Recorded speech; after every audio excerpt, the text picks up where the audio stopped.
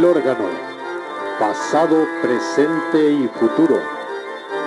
Todo lo relacionado con la historia del instrumento, su organografía y organología.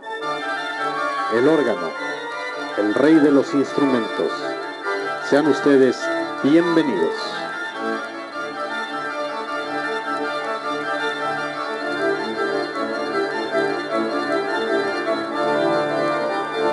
Amigos, amigas, gracias por el favor de su atención en una emisión más de este programa, El órgano, pasado, presente y futuro, en el cual es la tercera entrega precisamente del origen del órgano.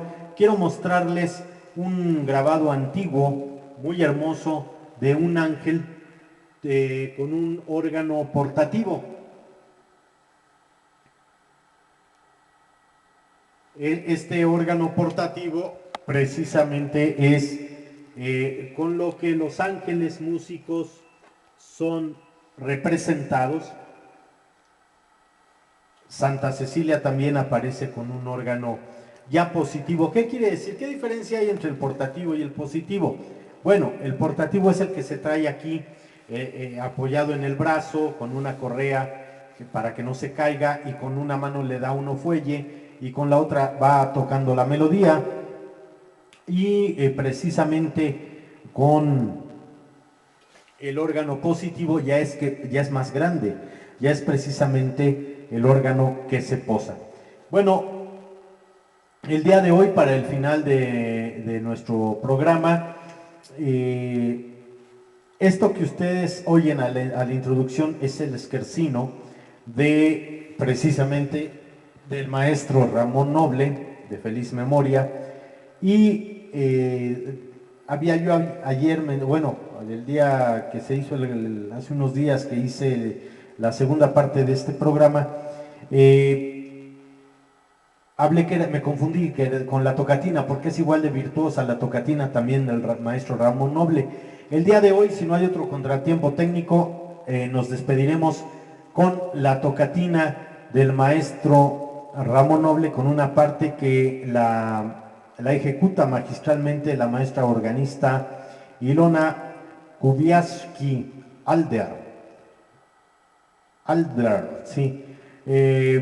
Pondré los derechos correspondientes en el cuadro de diálogo para que no haya ningún problema del copyright, y con ello podamos abrir con el esquercino de Noble y cerrar con la tocatina. Hay mucha música del maestro Estrada, de muchos organistas mexicanos que pues de alguna manera podemos tocar, podemos, pues más, yo puedo estar hablando y oyendo música de órgano, de teatro, pero luego en YouTube los derechos sí tienes que decir santo y seña. Tienen su razón, pero de alguna manera también es la forma de darle publicidad y dimensión. Bueno, en esta tercera entrega, que es precisamente, seguimos con la historia y la evolución del órgano. Vamos, aquí quiero presentarles, pronto les presento el tubo de madera, pero aquí les presento precisamente lo que es como el tubito que vimos ayer, el programa anterior. Trato de grabar uno diario, por eso refiero a ayer. Precisamente lo que es el pie que llega hasta la boca, y después el cuerpo del tubo, el body, y lo mismo pasa aquí con el tubo de madera, que es el pie diferente al de metal y el cuerpo. Bueno, pues estas son láminas de las cuales cualquiera, miren, podrían decir, bueno, ¿por qué habiendo tanto avance en la memoria digital, ya memorias muy grandes para almacenar este tipo de datos, la edición? Bueno, yo prefiero que sea así el programa como una clase. Recuerden que tanto el programa de la historia no contada como este del órgano, pues fue pensado como un programa de radio. Ahora ya con estos medios pues podemos hacer este tipo de presentaciones, pero grabadas con audio, video, pero realmente tengo la experiencia de haber participado en radio de la Universidad de San Nicolás Hidalgo en Morelia, Radio Nicolaita, que tenía 2 horas los sábados de 6 a 8, 2 horas dedicadas al programa, por decirlo así. El programa era el programa del órgano monumental de la Catedral de Morelia, precisamente de toda esa serie de conciertos que se llevan a cabo entre abril y mayo, después de Semana Santa, donde vienen organistas de Festival de Órgano. Era el programa del Festival de Órgano, del órgano monumental de Morelia. Y bueno, salíamos con 1000 watts de potencia radial. Ya estaban los, ahí de Siemens, Alemania, estaban ya los grandes muebles, los aparatos electrónicos para elevar la potencia a 5000 watts de salida.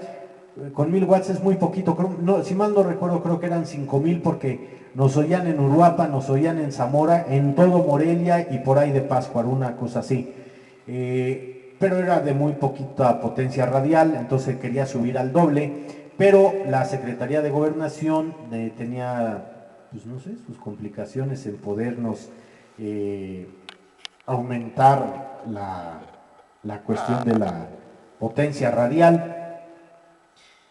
Ya cuando yo regreso en Morelia, que aunque estuviera estudiando allá y yo venía acá a la Ciudad de México a cubrir algunos compromisos los fines de semana, muchas veces saliendo el programa yo ya viajaba para México para llegar, pues ya por ahí era el filo de la medianoche o pasada ya la madrugada, y después cuando según estaban las condiciones, porque también allá sopla fuerte el viento, pues podíamos transmitir. Había veces que yo llevaba copias o conseguía aquí algún disco original, un CD, y hacíamos trivias y hacíamos preguntas que a quien contestara, por ejemplo, una pregunta que nadie me supo contestar y ese disco no se regaló, pues quién había sido el primer biógrafo de Bach, ¿no? Bueno, pues sí hablaban, felicitaban, pero después ponían otras cosas. Y cuando los mismos de ahí, Cedric era el director encargado, Cedric de León me parece era su apellido, una vez viajo, me dicen, sí, el programa como siempre vas a venir. Le dije, sí, bueno, entonces hago el esfuerzo. No tenía yo mucho compromiso el sábado porque era de 6 a 8. Llego el sábado por la mañana a Morelia, nos vemos ya en la tarde, comimos algo, nos fuimos a la estación porque está en un cerro de allá de Morelia, y pertenece al campus universitario, pero ya está muy retirado. No hay nada más que una tienda en la esquina y 2, 3 casitas, y la antena y bueno, la estación de radio. Y ese día que voy con bastante material para hablar de órgano y organografía, pues me dicen que nada más vamos a transmitir en vivo, porque el programa era en vivo, 10 minutos o menos, si no fue que menos, nada más la entrada, y se hizo el enlace a Radio Francia con Ariel Roffé, que es, no sé si ya murió, sigue siendo corresponsal de noticieros mexicanos en Francia, y esperan el enlace al telepuerto y cortamos el programa y se enlaza a Noticias de Francia, porque decían que iban a hablar sobre el órgano de Notre Dame y que iban a hablar sobre algunas cosas que al final yo sí me molesté e hice la observación. Dije, vengo desde México, traigo todo este material, ya traigo armado el programa para que cada quien diga lo que tiene que decir, y bueno, pues son 2 horas de programa al aire en vivo. No se crean que es tan fácil, o como en muchas estaciones, o pierdes el tiempo diciendo tonterías y burlándote, y como lo hemos visto y como todavía existe aquí en la Radio de México. Pero bueno, pues si hay el patrocinio y pagan esas situaciones y creen que hay rating, pues bueno. Entonces teníamos un muy buen horario de 6 a 8, pero bueno, era dentro de la Radio Universidad.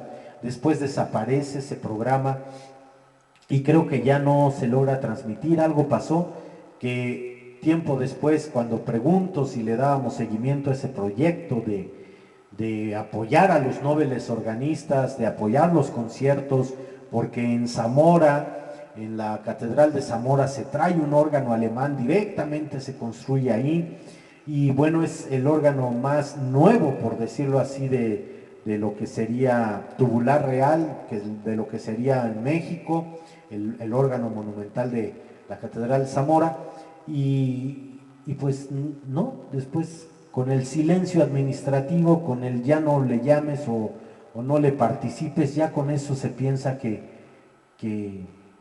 se dan por entendidas muchas cosas, y bueno, pues para mí fue una gran tristeza el no continuar con este programa. Pero bueno, de alguna manera, pues ahorita estamos haciendo este programa, y la historia que les estoy dando sobre el origen del órgano, ciertamente sí está muy resumida. ¿Por qué? Porque también la intención es que puedan adquirir ustedes con mayor información los materiales que tengo a disposición. Está ya el correo de enlace, que es capitantri@yahoo.com.mx, donde si eres estudiante, si eres organista activo o inactivo, si eres amante de la música del órgano, o si necesitas alguna edición especial, que se te haga la copia, porque bueno, los originales pertenecen a la tanto en los documentos, a la biblioteca, como a la discografía que hay aquí. Por ejemplo, cuando el maestro Yang Guillou, el mejor organista francés, que fue mi maestro, de alguna manera él grababa para la Dover, y la Dover está en Nueva York. Bueno, pues yo mandaba a pedir los discos del maestro Guillou directos a la Dorian, perdón, no era Dover, Dover es una de libros de partitura, a la Dorian Music, que está en Nueva York. Bueno, pues desde Nueva York me pedía y pagaba lo que era necesario para que me mandaran las colecciones que ahí grabó el maestro Yang Guillou, que son muy buenas, precisamente en el órgano de San Eustaquio y en el órgano de la mano, que el órgano es así una mano. Les voy a enseñar la imagen, que está en Alpe d'Huez, en Francia, diseñado por el maestro. Entonces, pues bueno, esto que yo que les doy, vamos, entiéndase la buena intención, que es como para dejarlos picados, para decir, quiero saber más, quiero profundizar más, y no se hable de los manuales de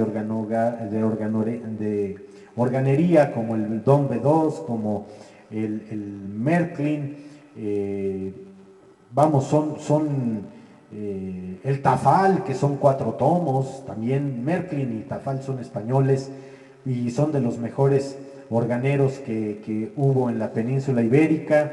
Y bueno, pues del Don B2 también se basa para construir esos grandes órganos y hermosísimos órganos monumentales.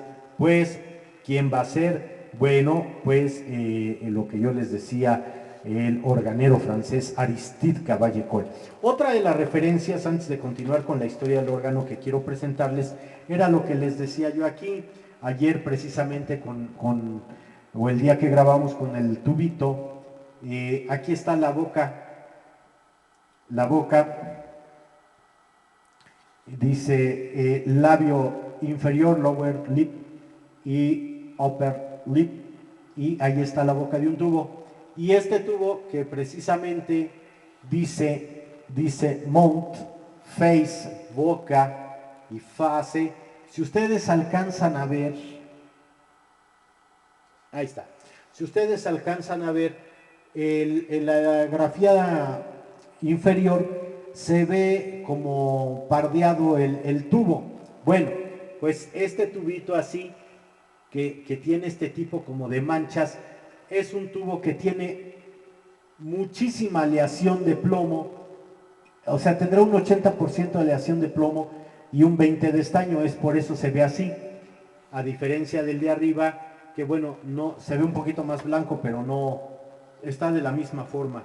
Bueno, pues aquí vamos a ir viendo precisamente, miren, este tubo, que precisamente estas laminillas que están aquí, que son precisamente, van a ayudar a que enfile el sonido, a que salga como los tapujos para los caballos, para que no vengan pajareando, para que no vengan viendo por otro lado. Se le pone a los ojos de los caballos para que vean hacia el frente nada más.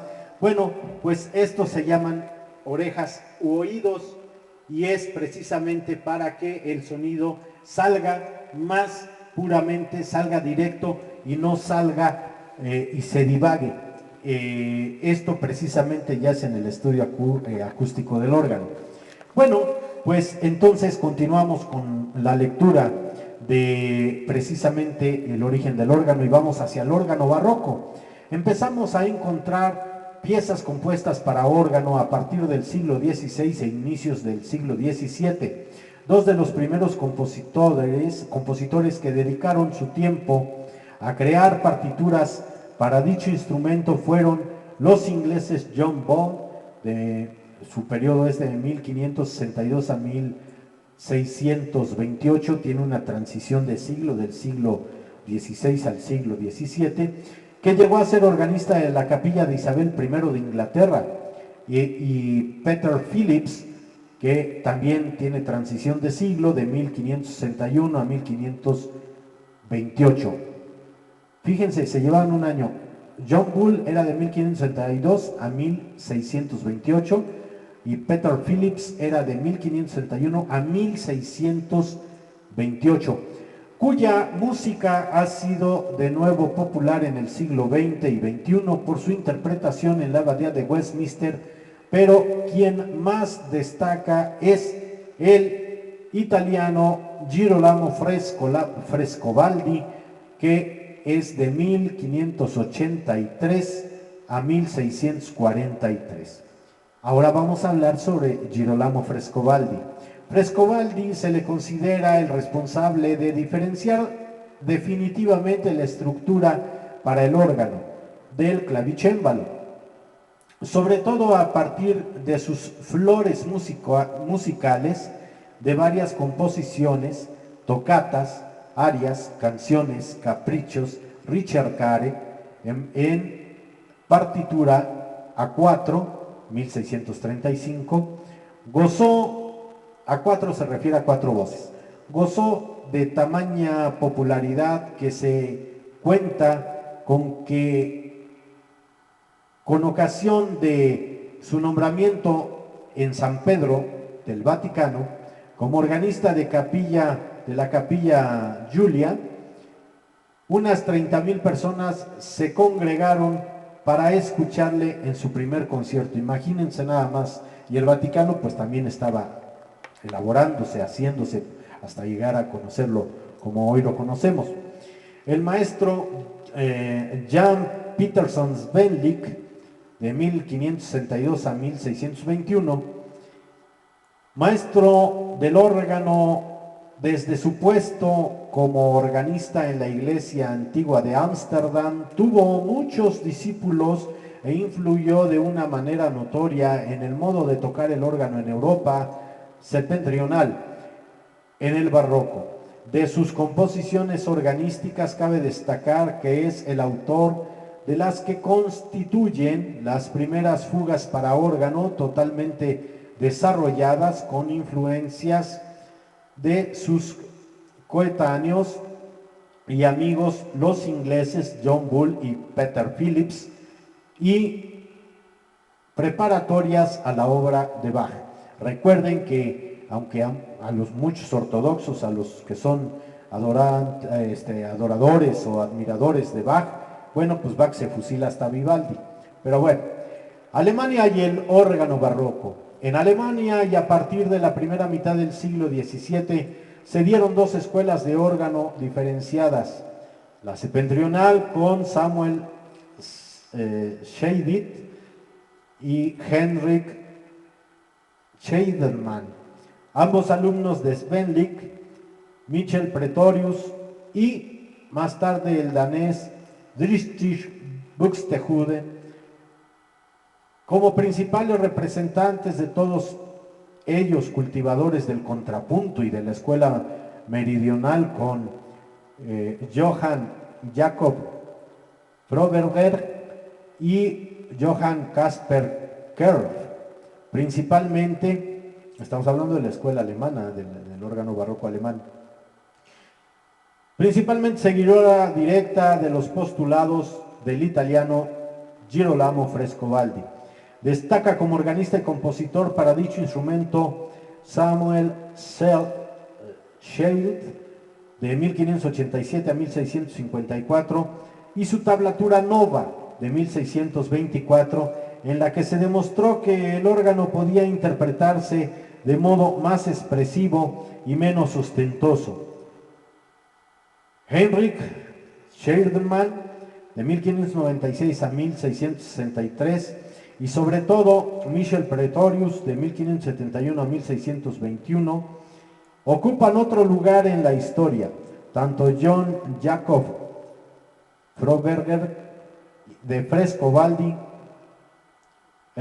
Froberger de 1616 a 1667, como Johann Caspar Kerr de 1627 a 1693, fueron discípulos de Frescobaldi, el primero entre 1637 y 1640 en Italia, y el segundo, con fecha incierta, Kerr, fue organista de la Catedral de Viena y de la corte.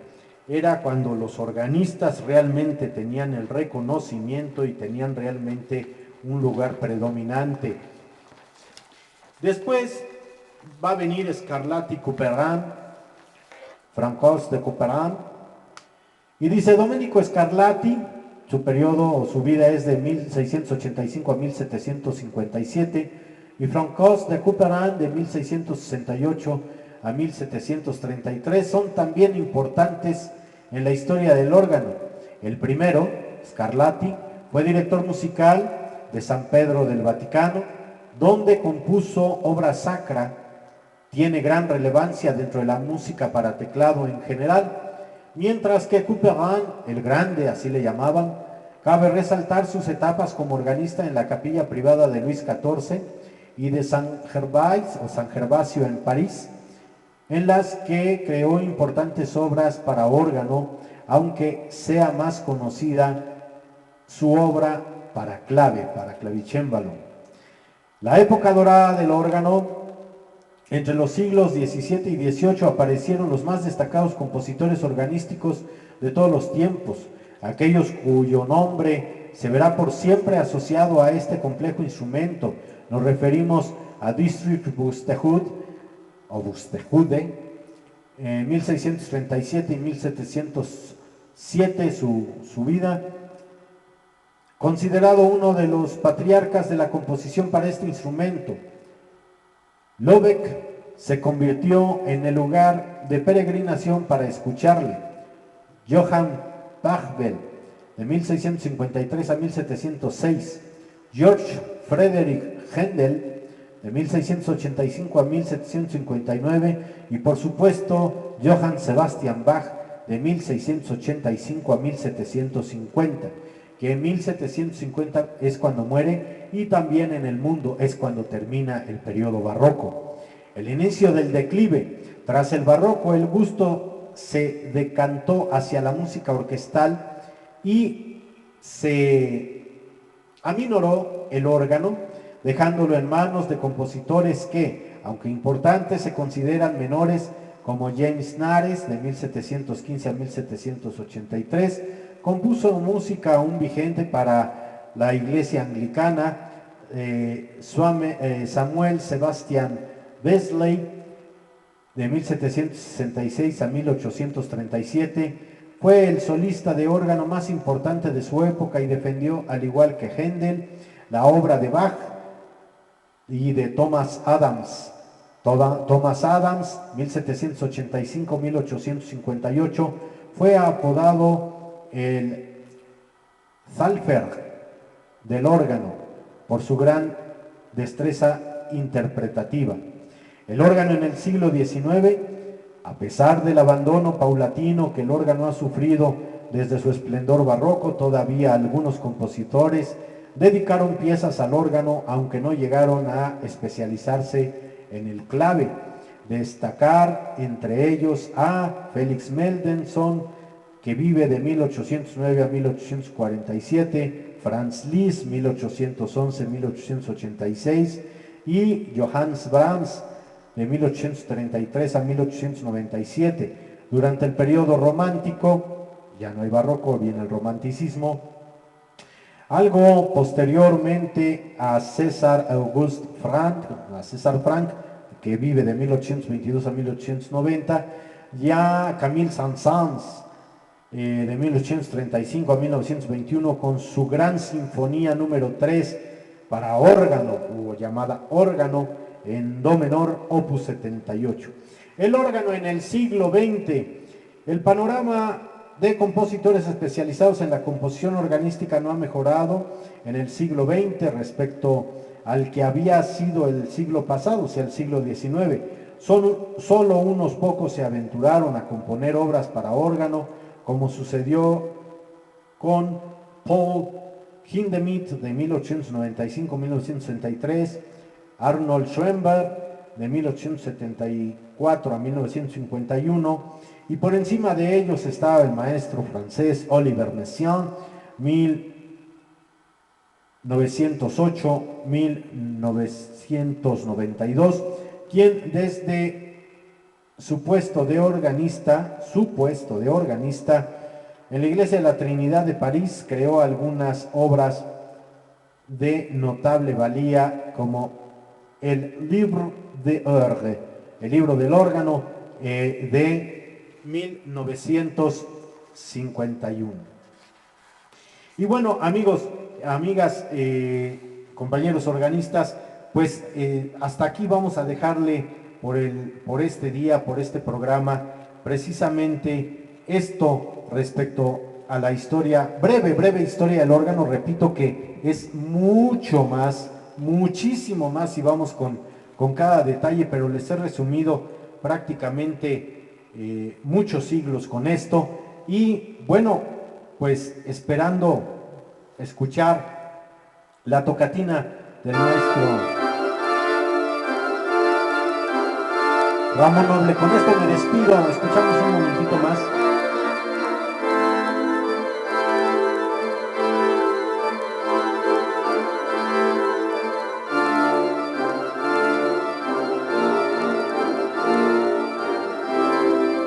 Majestuoso. Amigos, amigas, gracias por el favor de su atención. Nos vemos en una próxima emisión de este su tan querido, ya gustado programa, El Órgano, pasado, presente y futuro. Escríbanme, gracias por sus comentarios. Suscríbanse, denle like y activen la campanita. La campanita, para estar activa, debe de aparecer dos